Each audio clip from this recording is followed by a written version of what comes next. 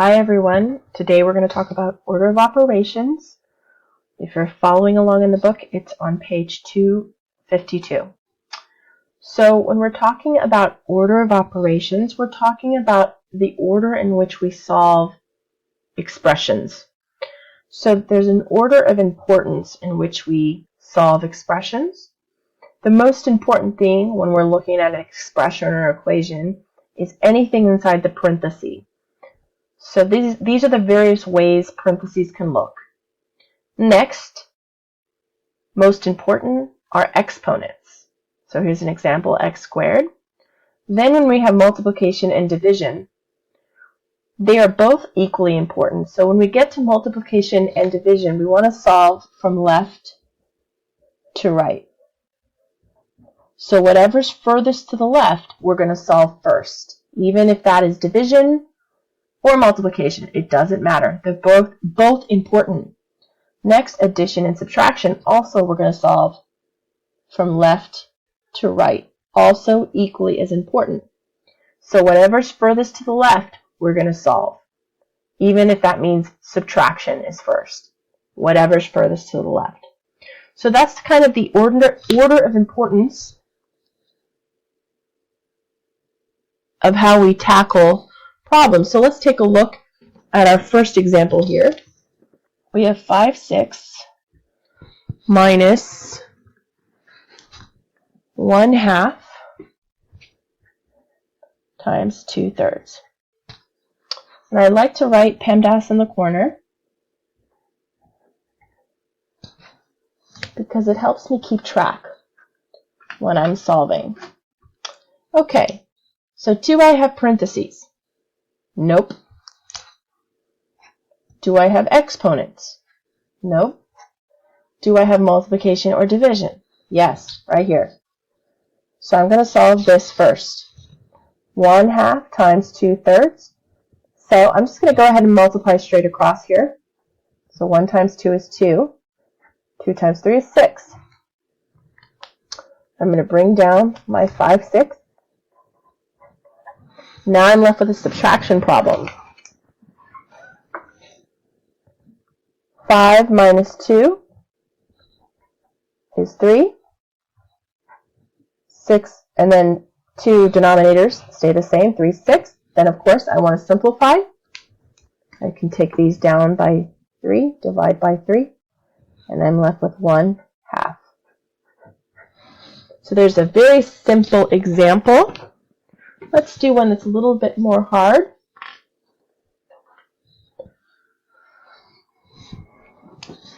Two-thirds squared times 1/2 minus 1/5. Again, I want to write PEMDAS on the side of my paper and use it as a checkoff. Do I have parentheses? Yes, I do, but I don't have anything to solve inside the parentheses. So I'm going to just go ahead and keep going.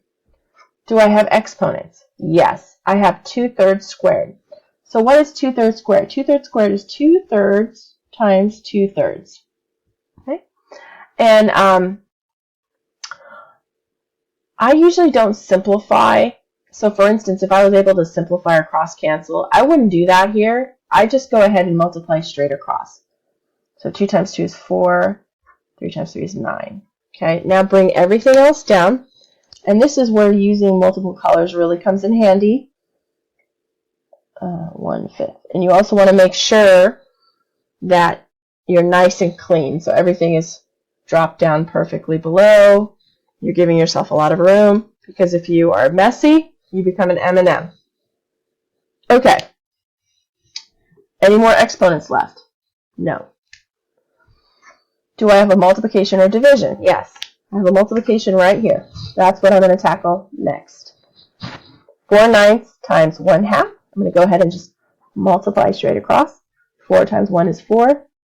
9 times 2 is 18. Bring down that 1/5. Now I have a subtraction problem.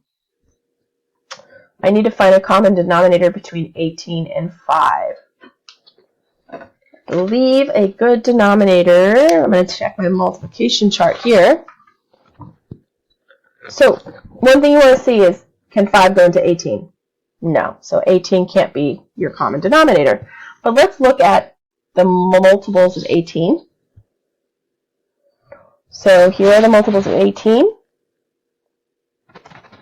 18, 36, 54, 72, 90. So let me look at the multiples of 5. And it looks like the one they have in common is 90. So we're going to use 90 as our common denominator.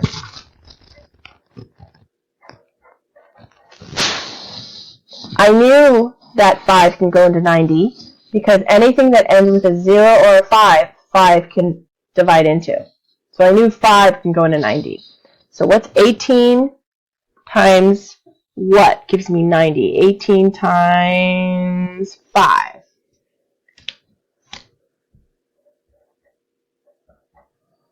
There's 20. And then what times 5 gives me 90? Looking at my multiplication chart, it's 18.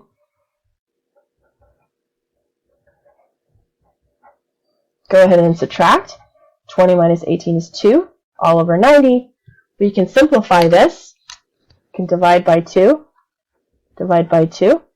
2 divided by 2 is 1. 90 divided by 2 is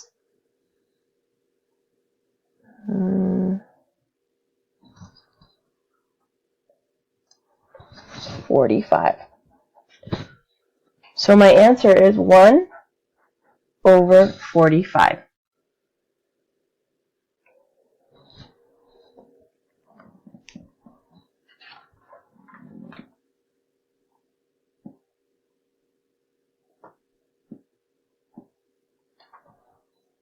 Okay, so let's look at a little bit more of a difficult problem.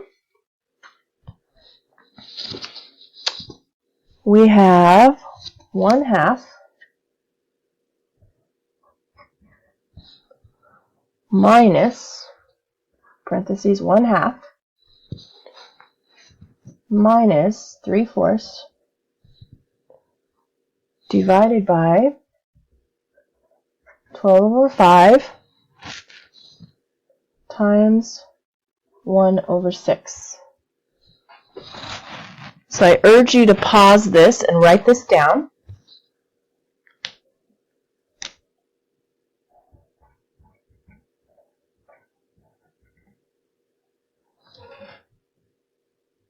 Okay, so do I have parentheses? Well, yeah, I have a lot going on inside my parentheses. So what should I tackle first? Well, I should use PEMDAS inside my parentheses. So do I have parentheses inside my parentheses? That's possible. No, I do not. Do I have exponents inside my parentheses? No, I do not. Do I have multiplication or division inside my parentheses? Yes, I have some division right here. So I'm going to solve this first. So this becomes 3/4 times, flip and multiply, 5 over 12. Okay. I'm going to go ahead and cross cancel this one because I'm looking at this too. So I'm looking ahead and I'm seeing that I'm going to have to find a common denominator with 2. So the smaller I can get to this denominator, the easier it will be.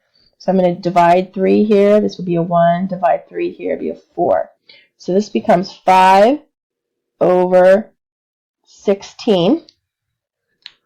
Now this is where you have to bring down everything very carefully, including the parentheses. And sometimes these will take up my entire page, but that's okay. So we're still working inside that parenthesis. We have not finished solving our parentheses yet. So don't even look at the rest of the problem until you have everything done in that parentheses. So now I have 1/2 minus 5/16. I need to find a common denominator, which will be 16. So in the previous examples, I had said you don't need to do any cross-canceling.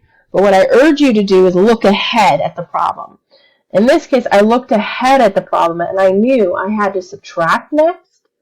So I knew by cross-canceling, I'd be able to get my denominator as small as I can possibly get it, so that when I go to find a common denominator, it's actually a small number. Hopefully that kind of makes sense. Okay, so 16, I'm going to convert. So this is 8, 8, and 5. Okay, keep going. 8 minus 5 is 3, all over 16. Bring everything else down now, including the parentheses. Okay. Now, I still have a parenthesis, but there's nothing to be solved inside the parentheses, so I can move on.